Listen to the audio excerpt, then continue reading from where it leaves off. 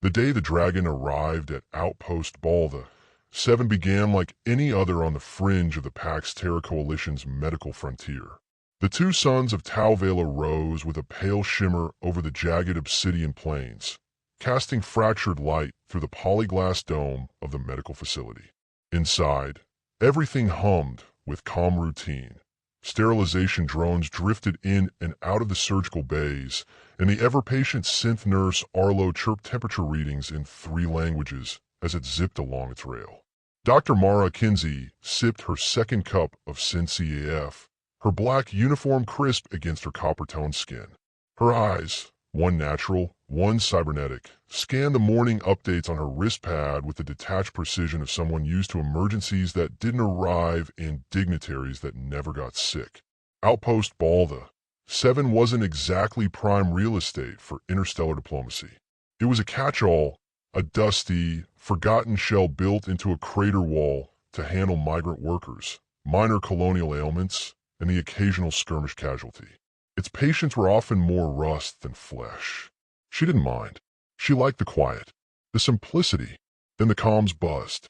Docking bay for requesting medical standby. Came Lieutenant Fraze's voice, always a shade too bored. Got an inbound? Well, not exactly sure. Diplomatic transponder is Drakari. Mara blinked. Drakari? She tapped her pad and pulled up the transponder logs. Sure enough, a sleek, serpentine vessel, its hull etched with living sigils, was on final descent. Mara straightened in her seat. The Drakari hadn't visited a coalition outpost in over 17 years. Not for trade, not for diplomacy, and certainly not for something as mundane as a medical checkup. Is it a diplomat? She asked over the comm. Negative. No titles. Just says, appointment scheduled, biomedical evaluation and stress test. That's all. Mara stared at the message. Scheduled? Before she could respond, her assistant, a gangly intern from Europa named Kellen, burst into the room. His pale face was flushed beneath his mop of blonde curls, and his lab coat had one sleeve turned inside out. Doctor, did you see it? It's huge. It's actually a dragon, like full scales and wings and claws and everything. Mara sighed. Kellen, we've been over this. The Drakari aren't actual dragons. That's a human linguistic oversimplification. They're a sentient reptilian species with advanced biotech, and... sure, but this one has horns. Curved. Big. And eyes that... well, they glow. It's waiting at the airlock, crouched down to fit. You have to see it. She took one last sip of her CAF, set it down, and stood. When she stepped in the main corridor leading to Docking Bay 4, the air felt different. Heavy. Electrified. The lights overhead flickered faintly, just once. The station's AI, Sarah, didn't report any anomalies. Kellen trailed nervously behind as Mara reached the airlock, where a small crowd of off-duty staff had already gathered, curious techs, idle medics, even old Sergeant Mir for maintenance, chewing on the end of a flex wrench like it was a cigar. And there it was. The creature crouched beneath the loading arch, its elongated body covered in shimmering bronze-green scales that flexed like liquid metal. Wings folded tight against its back, ridged and veined with faint bioluminescence. 2 large horns curled elegantly back from its skull, framing eyes like twin suns, gold, radiant, and disturbingly calm. It was massive, easily 10 meters long, not counting the tail, and yet it radiated a kind of stillness that hushed the murmurs. Even the ever-blinking alert panels above the airlock had dimmed. The crowd stood in silence. Someone laughed nervously. Another tried to take a picture, but their device short-circuited with a soft pop. Then the dragon spoke. I seek medical review. I have an appointment. The voice was smooth, neutral, and undeniably intelligent. It spoke standard flawlessly, with only the slightest reverberation, as if its words echoed in dimensions not quite real. Mara stepped forward. I'm Dr. Mara Kinsey. You scheduled this. The dragon nodded, an oddly precise, human gesture. Correct. Booking ID, Kinsey 0777. Time adjusted for planetary alignment, as required. Her cybernetic eye flicked. She hadn't seen that ID. I don't remember booking. 17 years ago. You were a third-year student on Luna Prime. You made a vow. I'll treat anything that walks, flies, or slithers through that door, even if it's a dragon. I am here to collect on that promise. Mara's mouth opened, then closed. Her memory stirred, faint, blurry, but yes. She had said something like that, after a grueling triage rotation during a war refugee surge. It had been a joke, hadn't it? Before she could reply, the dragon lowered its head. I have traveled from a nebular conflux to be seen. I believe something is wrong with me. Mara stared into its eyes. Not hostile, not theatrical, not bored like some noble out on a diplomatic stunt. It was worried. Of course, she said slowly. We'll run the standard checkup and go from there. As she motioned for the crowd to disperse, a ripple of disbelief passed through the staff. Are we seriously examining that? One nurse whispered. It's probably a publicity stunt. Maybe it's just lost, or playing some weird game. But Mara ignored them. She waved Kellen forward. Prep the bioskin bay. Full spectrum. Doctor, our bays aren't designed for, well, that size of patient. Then prep the cargo bay. Retrofit it. I don't care how. We're not turning it away. The dragon followed at a slow, deliberate pace, every footfall making the floor vibrate slightly. Its tail moved with elegant restraint, careful not to touch the walls. As they reached the makeshift exam room, a converted cargo space rigged with scanners, Mara turned to her patient. May I ask your name? It hesitated. I have had many. The one your kind finds pronounceable is Virith Talzan. Very well, Virith. Let's begin. The dragon stepped into the scanner array with unexpected grace, folding its wings carefully. And then, the hum of the scanner began. Seconds later, the machine sputtered. The lights blinked out. System stalled. Kellen yelped as static danced across his console. Every screen in the outpost went black. Mara reached for her comm. Sarah, system status? No reply. Then, a low vibration filled the room. A deep, pulsing tone, like the resonance of a cosmic engine idling. Virith's eyes glowed brighter. I feared this, the dragon whispered. It has started again. What has started? Mara asked, suddenly very aware that every emergency system had failed. Virith slowly lifted his head. My awakening. The emergency lights flickered into existence with a dim red hue. Only essential power remained, casting the cargo bay turned exam room in a surreal gloom. Panels sparked and hissed in protest as the medical equipment failed one by one. The bioarray scanner simply shut down, its diagnostics loop frozen mid-frame. Dr. Mara Kinsey stood stone still, arms folded tightly across her chest. Her cybernetic I kept trying to recalibrate, but failed, flickering between night vision and thermal, picking up nothing coherent. All it saw around Virith Talzan was blinding energy.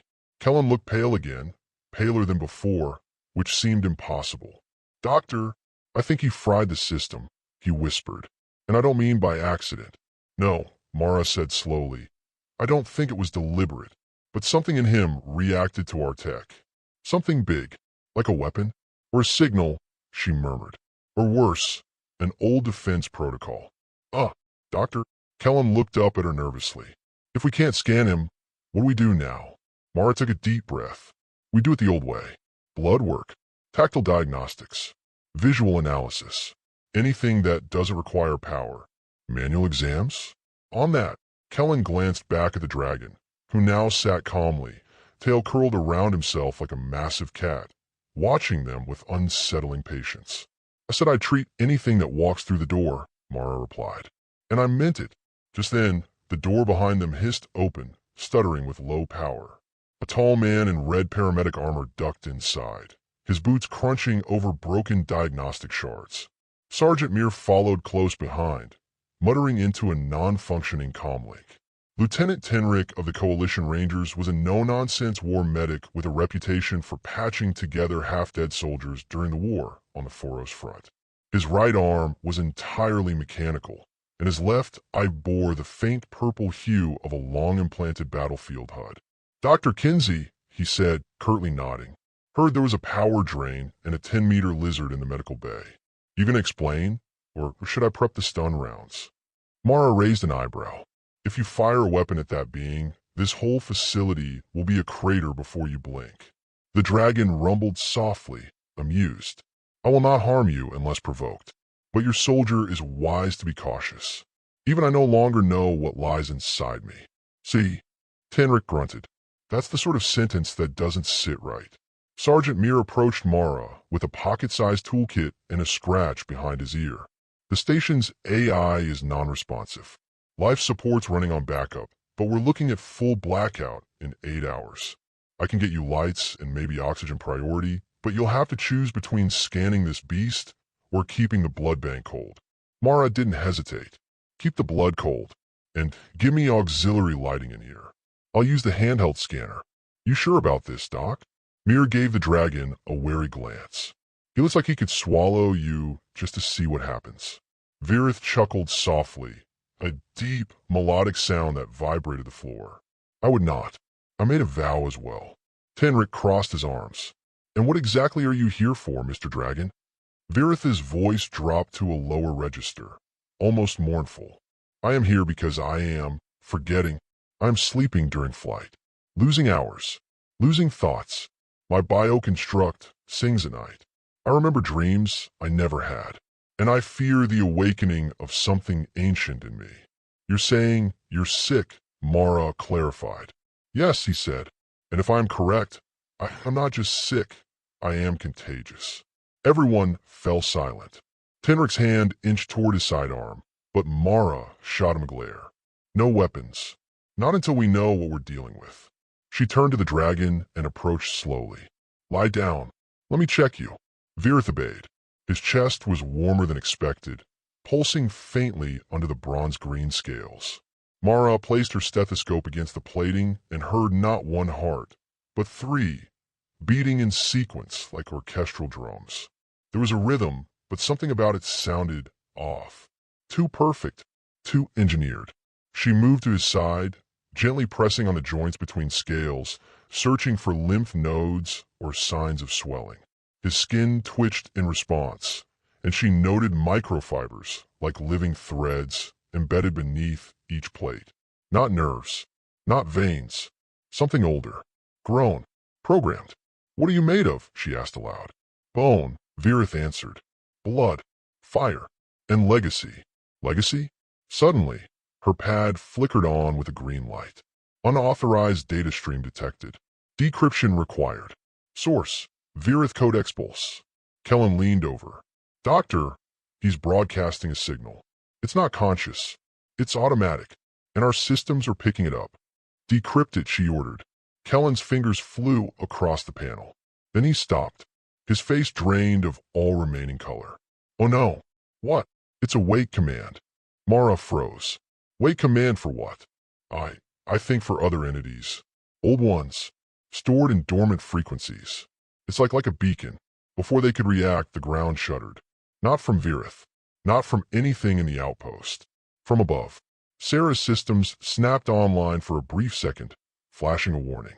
"Alert. Deep orbital signatures detected.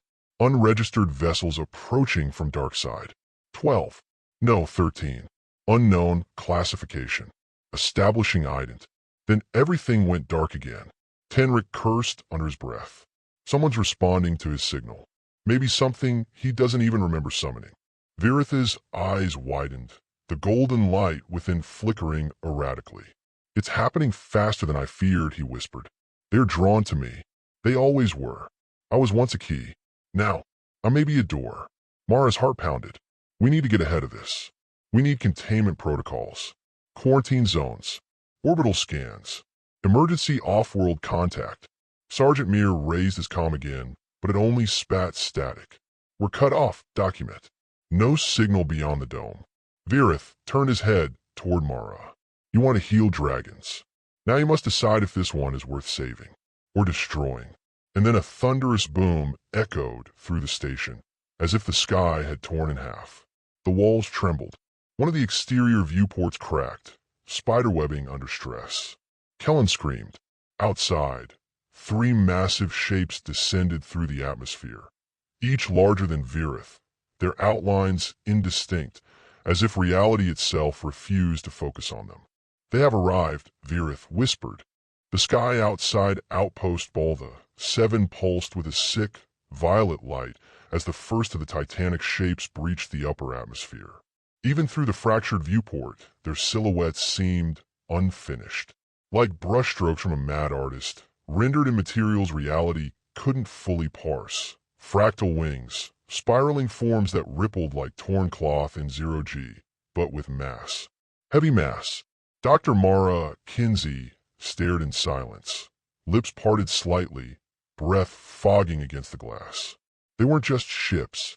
They were something older, something alive. They look like you, Kellen whispered to Virith, crouched beside her. Not exactly, the dragon said. They're worse. The room was dark except for the emergency lights, red band across the floor, and the faint flicker of Virith's bioluminescent veins, glowing now with agitation. He was coiled tight, tail thumping once against the wall. Every time one of the anomalies above twisted in orbit, his body shivered. Not from fear, from recognition. Tell me what they are, Mara demanded, snapping out of her daze. Tell me what you brought here. They're not my kin, Virith said slowly, as if the words hurt to say. They were guardians. Or they were supposed to be. Long ago, our kind seeded sentience into stars, forged machines from stellar winds, buried codes in black holes.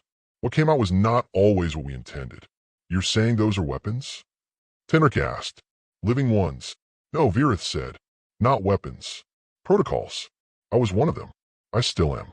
But something broke in me. I grew curious. Too human. I detached. Mara's voice hardened. You're artificial. I am becoming something else, Virith replied. I don't know if I was born or built, but I chose to break from their rhythm. I left the hive harmonics. I buried my command sequences in dream code. I forgot my function until your scanner stirred it. Sergeant Mir grunted.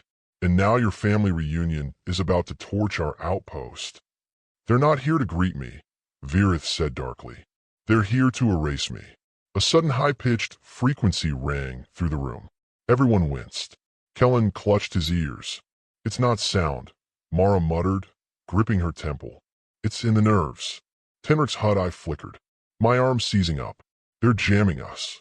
Virith rose slowly, his wings unfurling halfway. They're testing your defenses, deciding whether to breach the dome or wait for the backup code I've buried inside me to release. What happens when they get it? Mara asked. I become a relay, Virith said, and this world becomes a node. And then they spread. We can't let that happen, Tenric growled.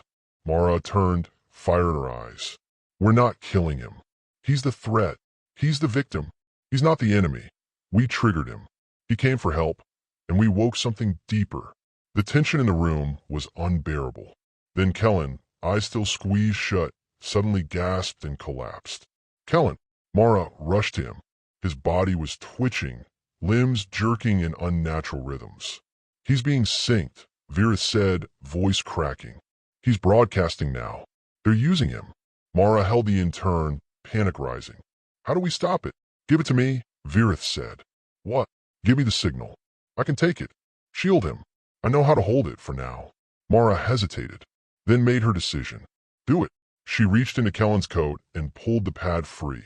Its screen was strobing violently. Without thinking, she shoved it against one of Virith's scales. The effect was instantaneous. The dragon roared, a deep, soul-rattling sound that shook the lights from the ceiling. The energy shot through his body like lightning. Scales shifted and split, briefly revealing metal, wire, something else, then sealed again. His wings convulsed, and he collapsed against the wall, smoke rising from his joints. Mir ran to shield Kellen while Mara knelt by Virith. Talk to me. You still here? His eyes flickered dim. Yes, he rasped, but I can't hold it for long. They know I'm resisting. Outside, the sky cracked. A jagged lance of light struck the ground beyond the outpost, silent, deadly. A test fire. Tenric paced. What's the plan? Because I don't think we're winning a straight fight with space gods. We need to block the relay code, Mara said, her mind racing. If Virith is broadcasting, we need to shut that transmission down before it spreads. There's only one way to block a living signal, Tenric said grimly. Overload it. Virith stirred. I won't survive that. I'm not sacrificing him, Mara snapped. You don't have a choice, Tenric barked. Mir stepped forward. Maybe you do. Doc, remember the med implant research from the Martian Helix labs? Those neural disruptors that could block seizures at the base wave level. Mara blinked. Those are prototypes. We don't have them here. We have the schematics, Mir said. I can rig a pulse generator. Plug it into your cybernetic link. You could sync with him, act as a firewall. Tenric shook his head. You link with him, you fry your brain. That's suicide. Maybe, Mara said. But if it buys us time, it's worth it. Virith looked at her. Truly looked. You would burn yourself? To stop them from burning me? She nodded. And for the first time, Virith's voice trembled. You are more dragon than I ever was. Mara knelt and reached for her pad. Let's do this. Mir sprinted toward the fabrication lab. Virith adjusted his position, scales unfolding to reveal a pulsing nodule near his neck, glowing like a port, humming like a heart. Mara synced her neural interface, fingers steady despite the tremor in her gut. Ready, she whispered. No, you're not, Tenric muttered. Then the connection linked. Her mind surged, not forward, not outward, but inward. She fell through time, through memory, through code, and she saw it. Virith, long ago, standing in a nebulous shape like a cathedral. Other dragons, mechanical, celestial, endless, sang around him. A hymn of function, of purity, of eradication. He had refused to be a weapon. So they locked him away inside himself. Now, with Mara linked, she saw the command code. A seed embedded in his heart. Ancient, recursive, self-replicating. And it was growing again. She screamed, not in fear, in resistance. Outside, another pulse struck the dome. It cracked. Then, boom, a breach. The sky peeled back, and a second anomaly descended. This one different. Leaner, sleeker. And as it landed on the edge of the crater, its wings folded inward with elegance and calculation. It looked like Virith, only colder. Its eyes glowed blue, and it spoke one word. Execute. Mara's body trembled, her knees planted on the scorched cargo floor, sweat beading across her brow as her neural link dug deeper into Virith's consciousness. Static buzzed behind her eyes, and yet she refused to let go. If she disconnected now, the code would escape him, reach the orbiting anomalies, and everything would end. The second dragon stood just outside the cracked dome. Sleek, silver-scaled, wings folded tight with mechanical precision. It didn't breathe. It didn't blink. It simply was a perfectly symmetrical being built with horrifying grace. Execute, it had said, and now it moved. With one fluid leap, it soared into the air, passed through the compromised dome shield like it wasn't there, and landed inside Outpost Balda 7. Everything shook. Panels fell from the ceiling. Emergency klaxon screamed, useless. The sleek dragon, colder, sharper, almost insectoid in design, turned its burning blue eyes toward Virith.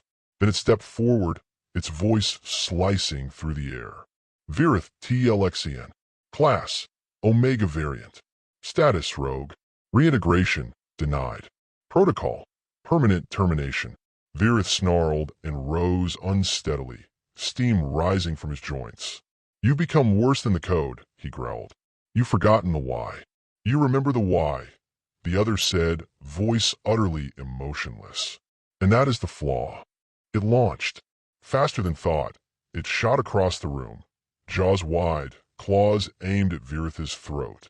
Mara's mind was still half-linked, caught in the feedback.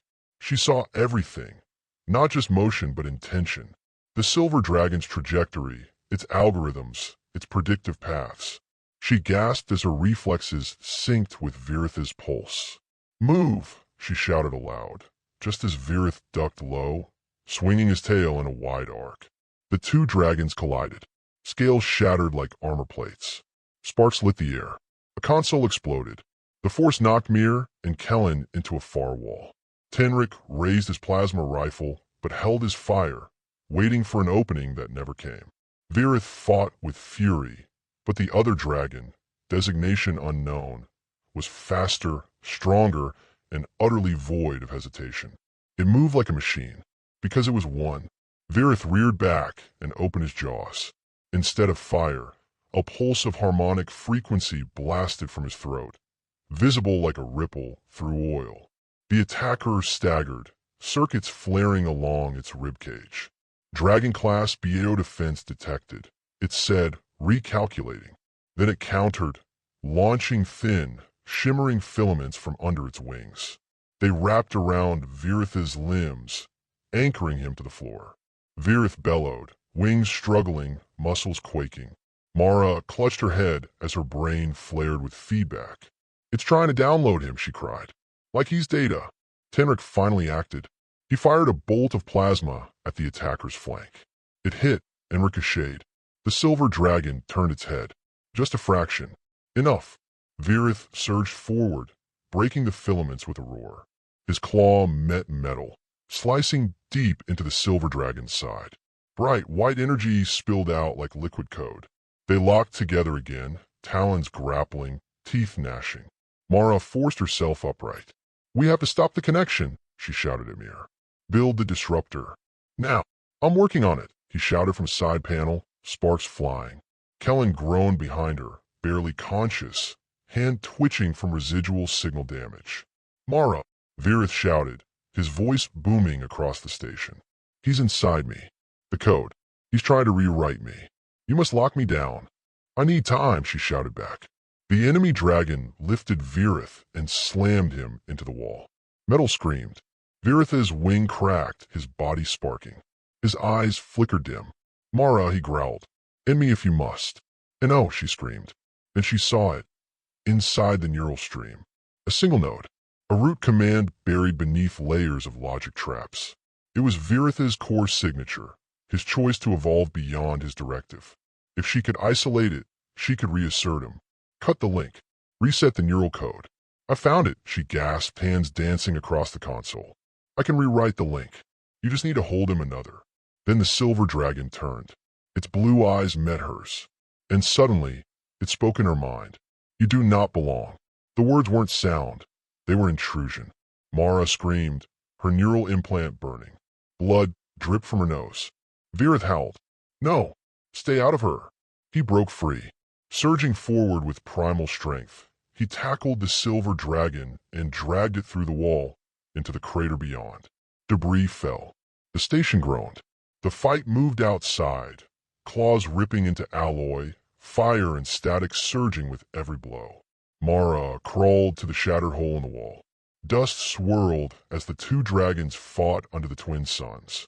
Virith's body moved sluggishly now, damaged, fractured.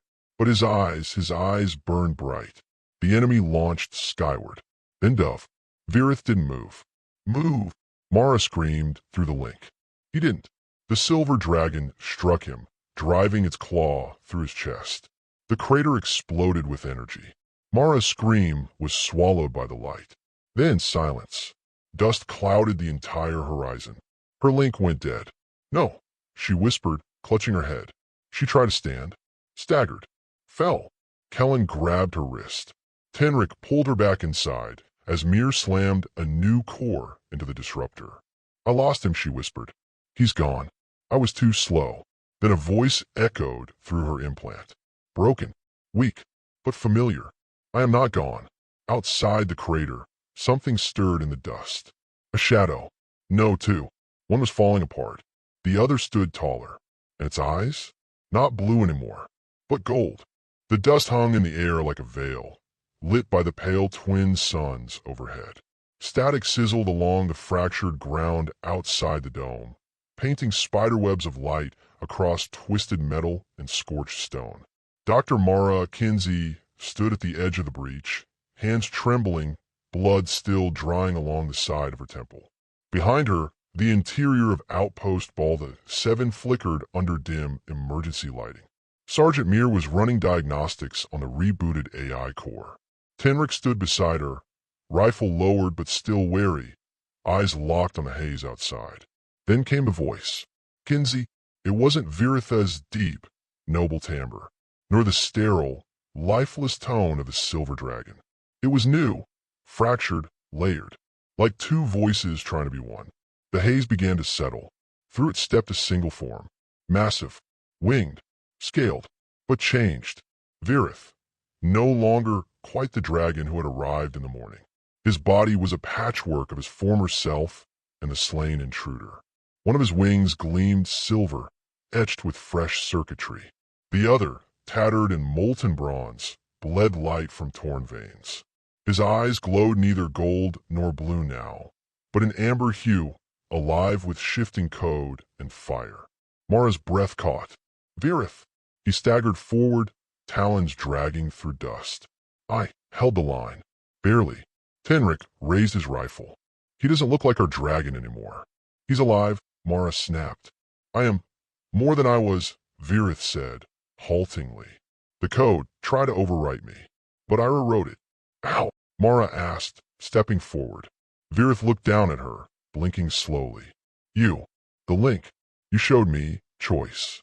Autonomy, the human gift of defiance. He lowered his massive body to the ground, one knee cracking loudly. The Silver One, designation Theta Vex, was not a sibling. It was a protocol, designed to hunt the fallen. When it pierced me, it tried to inject its logic, to purge mine, but instead I copied it, repurposed it. You merged? Mir asked, appearing beside Mara, stunned. No, I won. His gaze shifted to the crater's edge, but not without cost. My systems are compromised. My signal remains unstable. Tenric finally lowered his weapon. So what now? More of those things show up, and we're toast. Mir shook his head. No, look at the scanners. He pointed to a panel, now working again. The outpost's long-range sensors, rebooted with a new AI core, flashed updated orbital readings. The other anomalies? Gone. Dispersed. Faded from orbit. No reinforcements? Mara asked. Virith's tail flicked. They were waiting for confirmation. Theta Vex was the executor. A trial. If I'd failed, I would have become their relay. But by breaking it, I severed the call. So they backed off, Tenric muttered. For now. Mara turned to Virith. Then it's done. You're free. Virith didn't answer immediately. He lowered his head to the cracked ground. Freedom is strange. The command that once defined me is gone. I remember it only as shadow. I am a being without instructions. That's called being alive, Mara said gently. It's terrifying at first, then it's liberating. She stepped forward, placing a hand against the side of his massive jaw. Thank you, she whispered. You could have let them win. You didn't. I didn't want to die unfinished, he said. And I didn't want you to die for me. Kellen, bandaged and limping, arrived at the breach behind them. Is it weird I think he looks cooler now? Mir barked a short laugh. Yeah, kid. It's weird.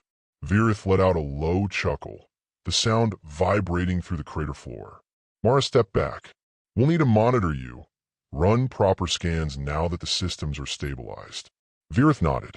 I will submit to your care. But I must leave soon. The rest of them, they'll suspect something went wrong.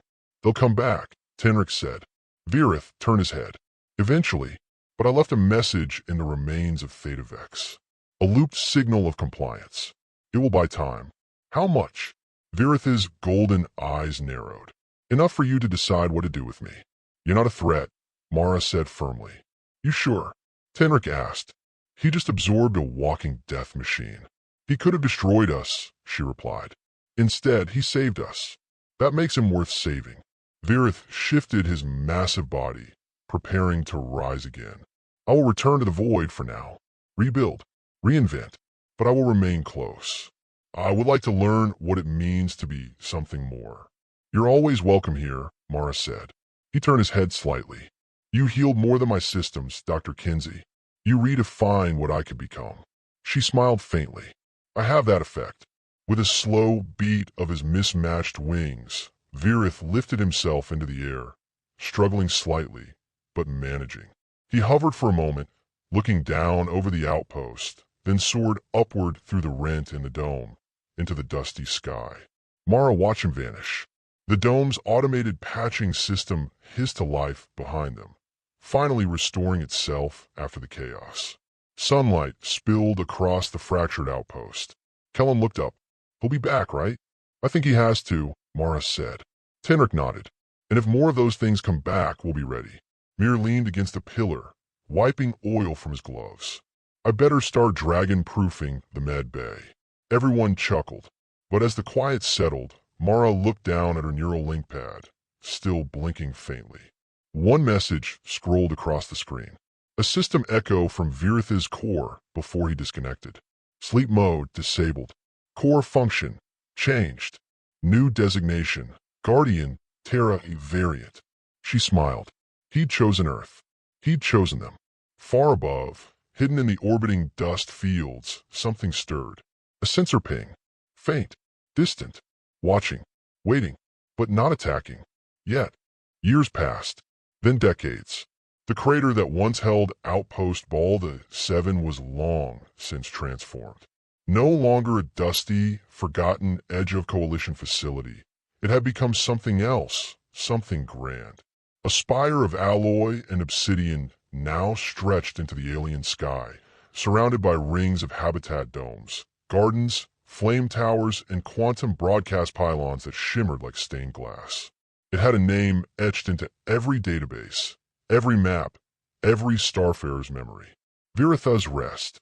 No longer just a place, it was a symbol. The day Virith Talzan left Earth's sector, carrying both his own fractured legacy and the stolen code of his destroyers, became the day the galaxy changed course. Humanity, once seen by many as clever but crude, adaptable but directionless, was now viewed with a strange reverence. For it was on a backwater outpost staffed by low-tier medics and washed-out rangers that one of the oldest interstellar protocols was broken. Not by force, but by compassion. Not by might, but by choice.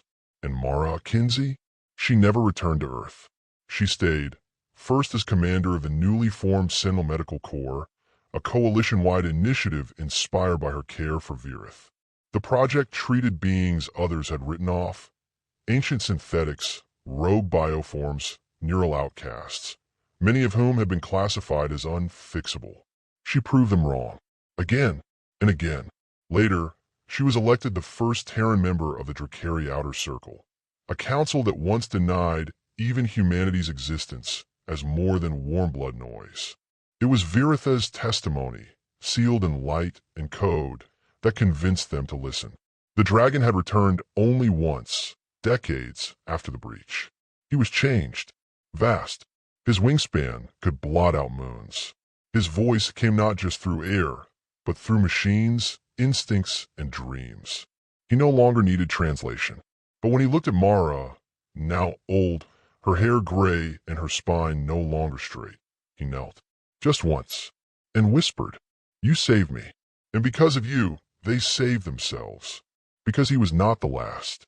Other dragons came, not the pristine exterminators like Theta Vex, but fractured echoes, protocols left behind, wandering stars, partially corrupted, terrified of their own purpose.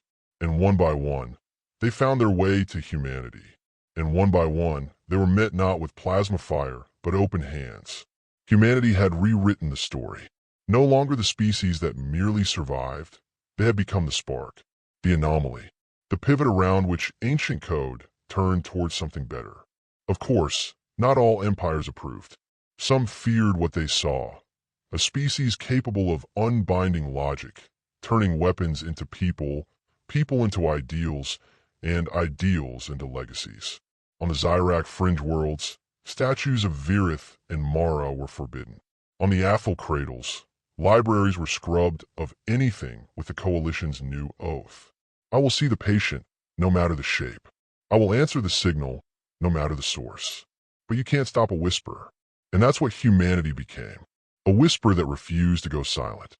A century after the Outpost incident, deep in the archives of an extinct Dyson world, a discovery was made by a curious archivist of the Sec, an insectoid species previously allied with the anomaly protocols. Buried in a dead relay station, a file played once. Begin playback. Virith.Terra. I was built to execute, reprogrammed to dominate, sent to enforce the extinction of aberration. Then a human touched my jaw with bare hands and said, "I believe you." That broke the universe. From that moment, Even some of the old code-based civilizations began splintering. Younger generations of logic-born systems, shaped in the fire of control, began seeking new ways.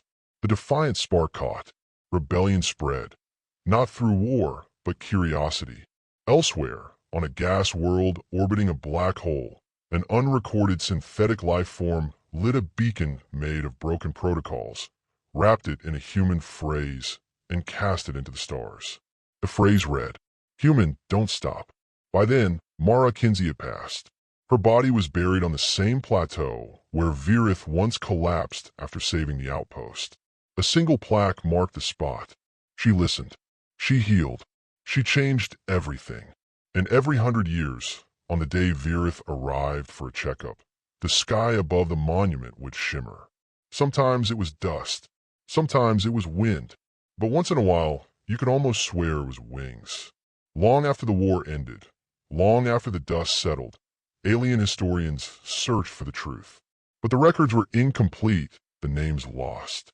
All that remained were whispers among the stars, of a species that never surrendered, never knelt, never stopped. They say the dragon went there to die. Instead, he learned how to live.